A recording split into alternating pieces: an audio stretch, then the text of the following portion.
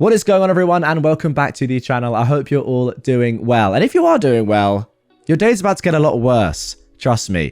No time for intros on this one. You are about to listen to the craziest story that may have ever had the joy of entering your earhole. It is sensational in that it's so disgusting and just so marvelous, if you can ever use those two words in the same sentence. But as we get into this one, you'll know what I mean. Sit back, relax, but not too much. Make sure to subscribe to the channel for more stories like this in the future. I'm not sure about that. Let's go. My boyfriend keeps disappearing into the bathroom for an hour or more with a stick of butter, and the butter is gone when he finally comes out. This was originally posted on June the 26th, 2020. I am a 24-year-old woman, and I've been dating my boyfriend, who is 30, for 2 years, and we finally moved in together. Ever since we moved in, I've seen a new side of him. It's a very odd issue, and I can't wrap my head around what to do. At first, I started to notice butter was disappearing quickly. I assumed that maybe I had lost track of how much we had, or maybe he was cooking when I wasn't around. I don't know. But one night, a few weeks ago, I saw him try to stealthily take a stick of butter from the fridge, which I pretended not to notice, and he took the butter with him into the bathroom. Now, I have been noticing that my boyfriend has spent an hour or more in the bathroom at times since we moved in, but I've never seen him take the butter before. I was so confused. When he came out of the bathroom about an hour later, I saw no sign of the butter, but I also saw that he did not put the butter back in the fridge. It was gone. I tried to subtly keep an eye on him, and over a week he did this 3 separate times, and each time a stick of butter disappeared. Finally, I said one day, "Where did all our butter go?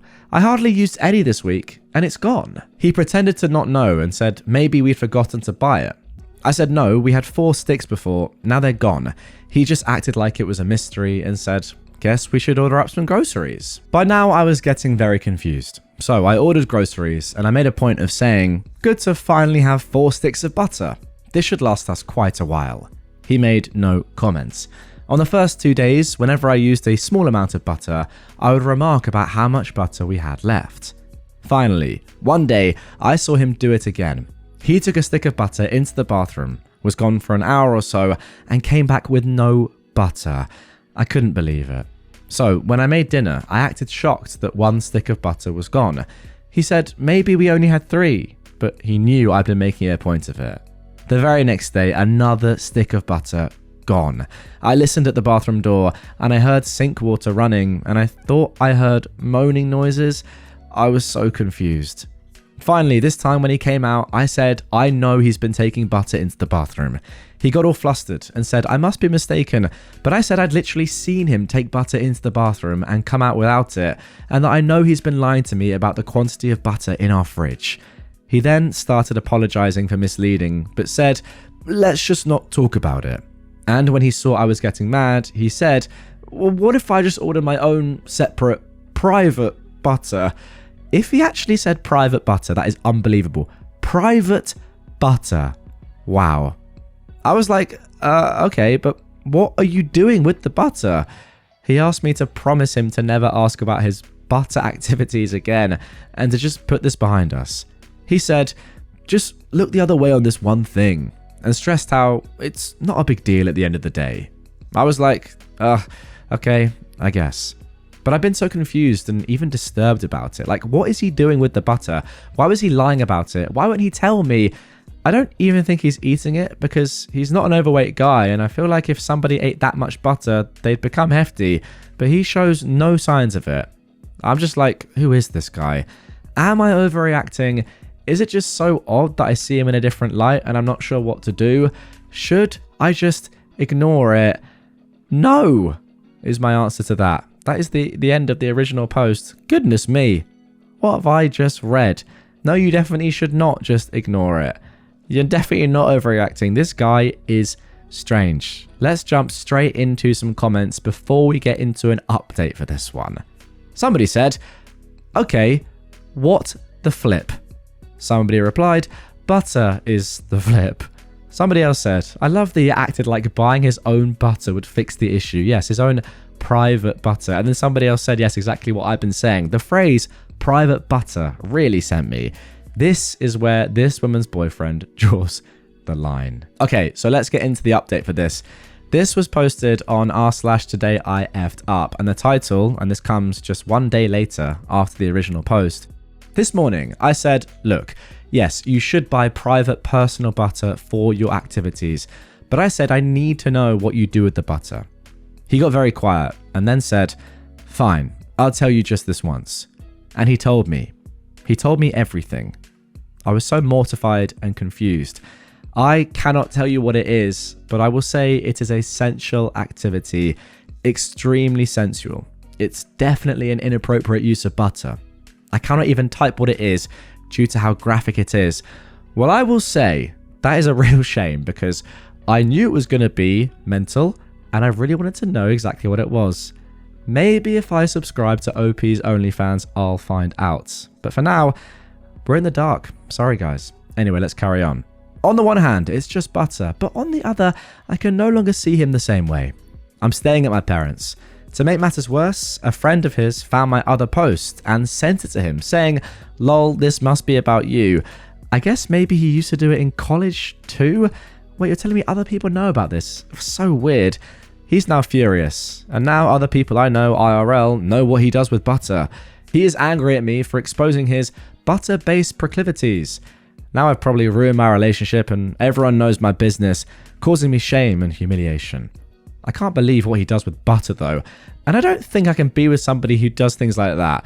I consider it a momentous screw up for me to have ever confronted him about it. This is my mistake because I can now never unknow what I know.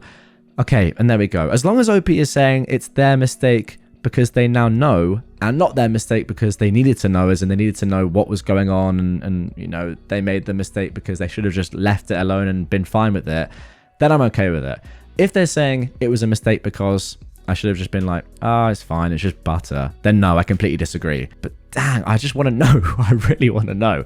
Even if it's the deepest, darkest, weirdest, kinkiest stuff ever, I want to know. What is this guy doing? Now, somebody in the comments has said this. No, what is it? He shoves the butter up his butt? He uses it like a butt thing until slightly melted, then licks it, then back inside the butt and repeats the process until the butter's gone? What does he do with the butter? That is the question on everyone's lips. Now guys, comment down below. What do you think this person does with the butter? Remember this, that YouTube is pretty strict with guidelines on what you can and can't write on the platform. But hey, let's just go crazy for once. Let's see if your comments get flagged, deleted instantly, or they're live on YouTube. I'm probably going to be the only one that will be able to know, and I'm sure I'll have quite a lot of like flagged comments to go through on this episode, but genuinely, I mean, you can just censor it. I want to know, what do you think's going on here? Honestly, while reading this, quite a few things came into my mind. Firstly, I thought, is there a chance he gets the butter and whilst doing things to himself, rubs it on his nipples? You know, that could be something. Secondly, he could just be eating it, could just love a bit of butter, and he wants to be private. He wants privacy when he does that. Thirdly, and I'm going to be honest, this is probably what I think is happening, I reckon that because he's in there for an hour, he is requiring that butter to melt.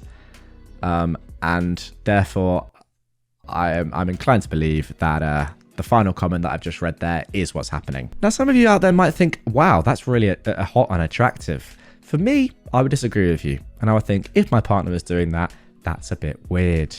If you're going to do it, at least involve me. Please. Now, what I will say to end this, and again, I do want your comments down below about what's going on here, but there's definitely a joke about I can't believe it's not butter in here somewhere. And I'm sad that I've not found it. So comment down below. Give me something there. Let's, if we can, move on to our next story. Okay, now moving on to our next story. Don't worry, guys. This one is not as just graphically insane as the first. Some of you might be upset about that. Some of you have clicked off this episode already. That's on you. Anyway, 2 years ago, I bought 5 Australian classic cars cheap for sale from the widow of a deceased backyard collector. The widow has died, and now the grandson has threatened to sue as he wanted the cars. The grandson is a lawyer. This was originally posted on December the 15th, 2018. I'm close friends with a co-worker, and we've helped his mother in her 80s with house maintenance. His mother's neighbour, I'll call her Elaine, was in her 90s in 2016 when Elaine's husband, who was in a home, died. While doing maintenance on my co-worker's mother's house, I drove there in my 1975 Falcon, and Elaine came out to ask me to have a look at some cars I might like that had belonged to her husband. I won't go into detail, except 3 were in good drivable condition and worth a decent figure, and 2 more were ruined but good parts cars. At the time, I couldn't afford anywhere near what they were genuinely worth. 2 are at least in the top 5 desirable Australian classics. I told her what they could fetch on the open market, but she was happy to take $5,000 for all 5 cars, well under their value. She wanted to make sure they went to someone who would appreciate them, and I paid for and collected them a week later, and I still have the 3 good ones, 2 now on historic registration, and the other in storage. Elaine passed away in the middle of this year, and her grandson is on the warpath over the cars. He's found my contact details and phoned me several times threatening to sue for effectively stealing the cars from his grandmother, and has turned up at my door once demanding the return of the cars. I've not been served or received anything in writing from him in a legal sense, only his business card, which sounds dodgy. I've verified that he's an actual lawyer, as he claims, through a website of his employer, which lists him with a photo as specializing in commercial and insurance law, just like his business card. I'd have expected if there was a real legal issue with the ownership of the cars, it would be in relation to the grandmother's estate proceedings, and I'd be contacted by mail by someone acting as executor, not via phone calls and doorstop visits by one angry, smug idiot acting like it's happening between me and him alone. Since I'm not a lawyer and my presumptions could be completely out, I'm posting here. This is on r/Australian Legal to, I suppose, ask the people of Reddit, what do I do? If need be, I could now afford the market price of all the cars. Is the grandson likely to have a case, and should I find a lawyer of my own? Okay, let's jump straight into the comments here of the original post. Somebody said, not a lawyer, but if Elaine's husband left them to her in his will, she was free to do with them as she pleased. Ergo, the grandson has no claim. He'd be banking on your uncertainty of that to strong-arm you into cutting a deal. Don't ignore any official summons or claims, but you can safely tell him to sod off over the phone. If you want to get really petty, you could contact his law firm and complain about him, but as long as he wasn't intimating that his employer was in any way involved, it's actually none of their business. So they could tell you, cool, so what? OP replied, thanks. Banking on my uncertainty is a good way to describe the vibe that I'm getting from him. He's not exactly throwing his law firm's name around, but it is on the business card that he gave me. Now for car fans, OP actually gave a little bit more information in the comments as to what the cars are. I feel more comfortable describing them now after reading the responses here. One registered is an XY GT replica in nice shape built from a Fairmont. The other registered is an XB Fairmont Coupe in excellent original condition, and the third I'm still working on getting back on the road is an XA Sedan Falcon 506. Wow. As a car fan myself, those are some crazy cool words and symbols, man. And letters. The last 2 were wrecks and have already been parted out, and the good bits kept. A spare XA sedan and an XW that looks like it spent 30 years as yard art. The XW collapsed at the talk boxes and plenum while being trailered and nearly came off in 2 pieces, but it was worth it for the glass and trim alone. I'm so bored of what I'm reading, goodness me. Cars are just so boring, aren't they? And I'm saying all this knowing that Editor Stevo is listening to this right now and he loves cars. So deal with this, Editor Stevo. Deal with this. And if you don't know who Editor Stevo is, he edits all these episodes. And he's probably angry right now. But do I care? No. Perfection. Let's get into the update. This was posted 13 days later. From my original post a couple of weeks ago, I spoke with my co-worker about the issue, and he talked with his mother, who clued me into her neighbour, Elaine from my previous post, not having any grandsons. Wait, what? Wow. Sorry, let me read this again. I spoke with my co-worker about the issue, and he talked with his mother, who clued me into her neighbour, who was Elaine, not having any grandsons. Wow. My co-worker's mother is still in contact with Elaine's son and daughter, as they own and still work on Elaine's old house next door. She put them in contact with me. They wanted to know who it was who was actually threatening what about the cars, as Elaine has no grandsons. And we spoke. They identified the lawyer grandson as an old ex. He was once a partner of, but not married to, one of Elaine's granddaughters for a few years. He's also known to be in a lot of debt, which might actually explain the desperate hunting for valuable items. Okay. Goodness me, a fake grandson story. I was not expecting this. Elaine's son and daughter reiterated that their dad had left instructions to Elaine for the cars to go to someone who cherished them, and they were happy they did, and glad to hear from me that they're still being looked after together. I haven't contacted the faux grandson's law firm yet. I have a lot of evidence of his misrepresentations to me, and after Googling NSW law, I'm not 100% sure of the legality of all of it, especially about sharing my home security and dash cam recordings directly to the other firm, or even speaking directly to them. I'll go through my own legal representation there as a filter on what I need to give them to make sure they know of his behaviour linked to their firm. And before we leave things with a couple of more very, very small updates. Firstly, fake grandson came around twice more. I now have multiple records of him visiting my residence, threats via text, and many phone calls to me after I asked him to not contact me again, except in writing. Complaints have been made through my lawyer to his firm and relevant regulatory bodies. I informed him of the complaints on Thursday and reiterated not to contact me again, and I haven't heard a peep from him since. And finally, one more last update. Fake grandson had already been dismissed from the firm before my lawyer and I complained, and he already has complaints against him for other reasons. Well, there we go. Now, I'm actually not sure, and I don't think it's implied here, or yeah, I can't really work out when the fake grandson was actually sacked, whether it was before this all happened in the first place and he was just using the company because he's like, I've already been sacked, might as well just use them and I've still got the business card, or it was during this whole ordeal, not because of it, but because of other things he was probably doing. But yeah, you know what, fair play to the guy. Being a fake grandson, like it's so good. And this would probably work on, sadly, this would probably work on more gullible and naive people, or people who were probably scared of the law. This is the beauty of Reddit, by the way. Like, this is why I used Reddit long before I knew that sort of like posts and stories even existed on the platform, for just genuine great advice like this.